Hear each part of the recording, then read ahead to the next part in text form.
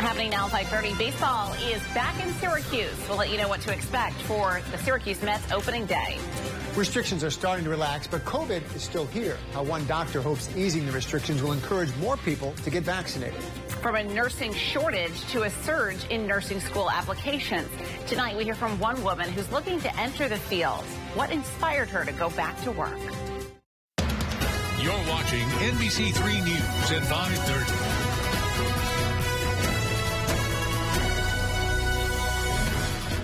After a year off due to the pandemic, the Syracuse Mets will return to the field for opening day tomorrow. Things will look a little different this year, including the return of fans to the stands, but that's not the only change. Tommy Sladek is live to give us more details. And Tommy, where are you, out in the bleachers?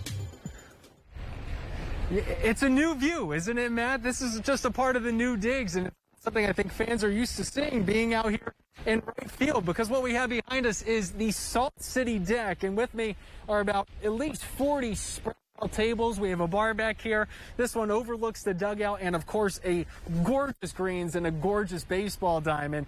Over there in left field, you also have the new 315 bullpen bar. So really just multiple new ways to take in baseball for a team that really has not been here and played a game since October of 2019, just to put it into perspective. Now the players are out here a little bit earlier for some batting practice, and this is really the first week that they've seen the new digs, and they love it. It would be fun to have a 100% capacity, but we'll deal with what we have, and I'm sure the Syracuse fans are passionate and loud and chomping at the bit to have some baseball like we are. And here to the right of where I just was by the Salt City deck is the new Metropolitan Club. As you see, that whole structure completely brand new. On a nice day, they'll be able to open down those doors, and that overlooks the new lawn seating. So another way to take in the game, bring out a beach towel, and really just take in some good baseball. You'll love to see it. I'm Tommy Sladek, reporting live from NBT Bank Stadium. Tommy, I like so that. Great. And also, Tommy, you have that. The netting is really, it's all up. We would have seen that last year, I think, but it's all new this year to protect fans, even if you're on the lawn seat, right? Right, that would have been a part of phase one, they would have called it, of the upgrades. But with the pandemic, they just said, hey, let's do phase 1 and 2 at the same time.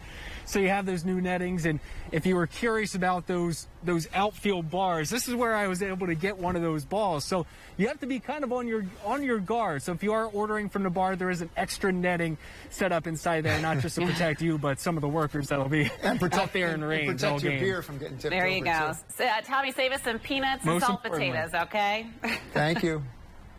Well, if you are fully vaccinated against COVID, federal health officials say it's safe to start dipping your toe back into pre-COVID activities. The CDC is out with a chart giving vaccinated people permission to cautiously relax their behaviors. And one local health expert tells us she hopes it encourages more people to get the shot. Step outdoors and you'll see some people with a mask and some without. It comes as the CDC now says people vaccinated against COVID can safely walk, run, or bike outdoors without a mask, dine outdoors with friends, and attend a small outdoor gathering with vaccinated and unvaccinated people.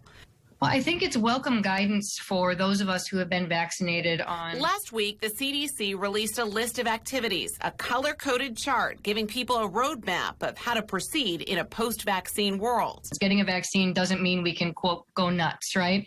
So if you go into a restaurant and you feel as though it's overcrowded, that there are people around you who are unvaccinated and case counts are high in your community, as they still are in Onondaga County, you may still decide, despite this graphic, that that's not a safe situation for you to be in, and that would be a reasonable decision.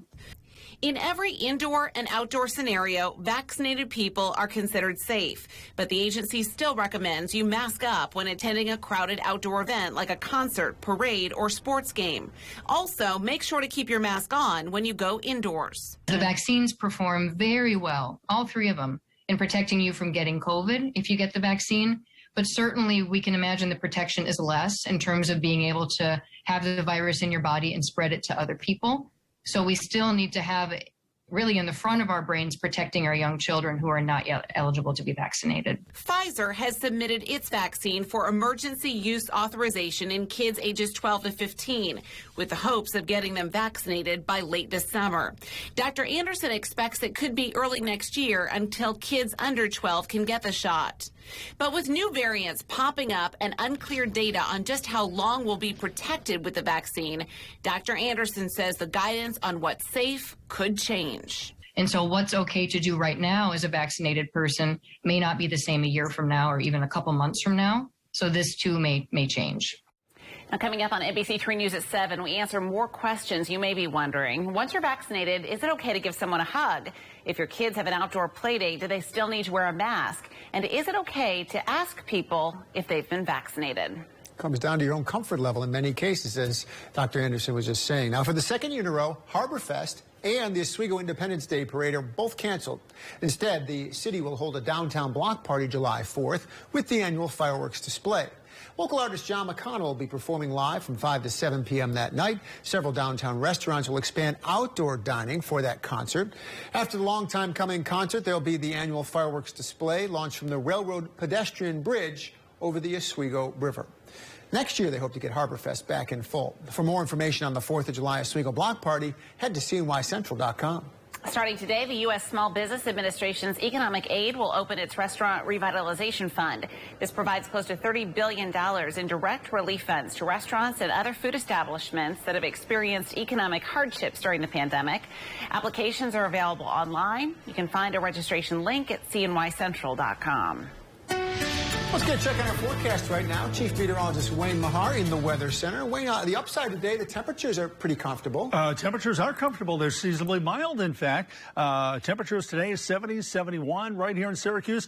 We're going to be about the same thing again for tomorrow. And then we got a little bit of a cool down. So this roller coaster ride of changeable weather continues. Here's what's going on right now. Speaking of changeable weather, the day itself, not too bad, but we've got a little rain on the way for most of us. Live triple Doppler radar brought to you by Falso Service Experts. And right now, Syracuse north and eastbound, there may be a sprinkle, but basically it's dry. However, you go just to the south of Syracuse, back in across the Finger Lakes, back in across western New York. This is a little bit of rain that is on the way. Matter of fact, I would be surprised in the city of Syracuse. We get a little rain falling within the next 15, 20 minutes or so. And this area of rain extends actually all the way down into Pennsylvania, back into parts of Ohio, and this is a lot of this headed our way for tonight. Temperature-wise, like Matt said, not too bad. We're 70 right now in Syracuse. Most everybody else in the 60s, although 50s right along the lake shore. So your Hoffman grilling forecast for the next couple of hours. Keep in mind, we're probably going to have some wet weather coming in, some showers. So have the umbrella, I guess, if you're out there grilling. Otherwise, temperatures in the 60s, still fairly comfortable. Here's a look outside. Stanley Law Sky Watch overlooking the city from our Destiny USA camera with an overcast sky and rain getting here soon. I'll be back with more about the rest of the week in a few minutes. Thank you, Wayne. Coming up on NBC3 News at 5:30, pool companies say this summer could be a major belly flop for eager swimmers. The product pool owners need, that's in short supply. More registered nurse jobs are available through next year. Tonight, you'll meet one person looking to fill that gap. And coming up new at 6, raising the minimum wage is becoming more crucial. We speak with one researcher leading a study on how it impacts health.